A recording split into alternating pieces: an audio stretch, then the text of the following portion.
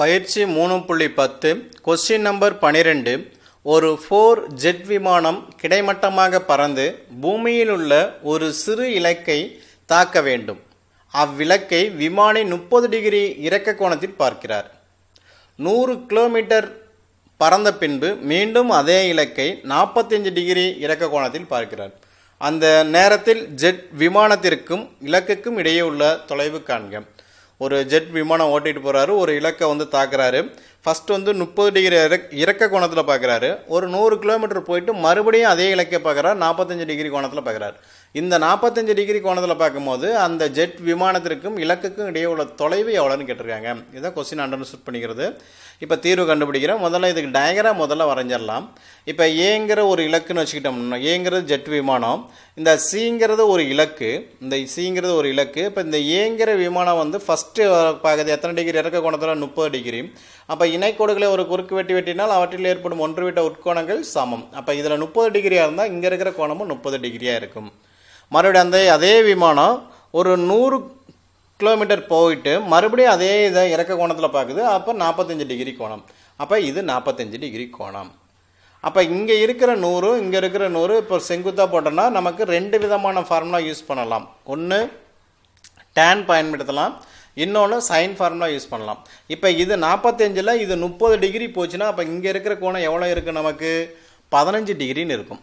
அப்போ இங்கே ஒரு கோணம் தெரியுது, இங்கே ஒரு கோணம் தெரியுது. அப்போ முக்கோணம் ஏபிசி இந்த முக்கோணத்தை மட்டும் எடுத்துக்கிட்டோம்.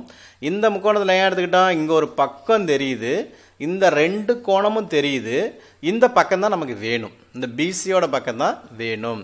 அதனால் என்ன பண்ணுறோம், படத்தில் இருந்து சைன் சூத்திரத்தின் படி அப்போ எக்ஸ் டிவைடர் பை இந்த எக்ஸ் எடுத்துக்கிட்டேன்னா உனக்கு என்ன இருக்கும், இந்த எக்ஸ்னா இங்கே இருக்கிற சைன் 30 டிகிரி இதுதான் A divided by sine A. இது C divided by sine C, C divided by sine C. சியோட வேல்யூ 100 பை சைன் 15 டிகிரி. நமக்கு எக்ஸோட வேல்யூ வேணும், இந்த சைன் 30 டிகிரி அந்த பக்கம் கொண்டு போயிடலாம். அப்போ X equal to 100 divided by sine 15 into sine 30. Sine 30 டிகிரியோட வேல்யூ 1/2 நமக்கு தெரியும். சைன் 15ஓட வேல்யூ √3 - 1/2 நமக்கு தெரியும். கொண்டு சப்ஸ்டிட்யூட் பண்ணிடுறோம். அப்போ 100 divided by √3 - 1 divided by 2 √2 into 1/2. இப்போ இதுவும் வகுத்தல் இதுவும் வகுத்தல் தலைகளாக மேலே போயிடும். அப்போ இந்த 2 கேன்சல் ஆயிரும். அப்போ நமக்கு என்ன கிடைக்கும், 100 √2 டிவைட் பை √3 - 1 கிடைக்கும். கீழே விகிதமுறா என்ன இருக்குது, அப்போ மேலேயும் கீழேயும் கான்ஜுகேட் எடுக்கிறோம், அதாவது இணையன் எடுக்கிறோம்.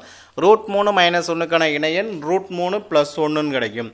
அப்போ மேலேயும் கீழேயும் பெருக்குன்னா உனக்கு 100 √2 √3 + 1 divide by a + b × a - b a² - b² கிடைக்கும். 2 அடிச்சு இந்த 2 அடிச்சிட்டோம்னா 50ன்னு கிடைக்கும்.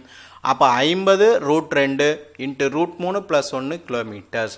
அந்த பீங் 45 டிகிரி இறக்க கோணத்தில் பார்க்கும்போது ஜெட் விமானத்திற்கும் இலக்குக்கும் இடையே உள்ள தூரம் 50 √2 இன்ட்டு √3 + 1 கிலோமீட்டர்.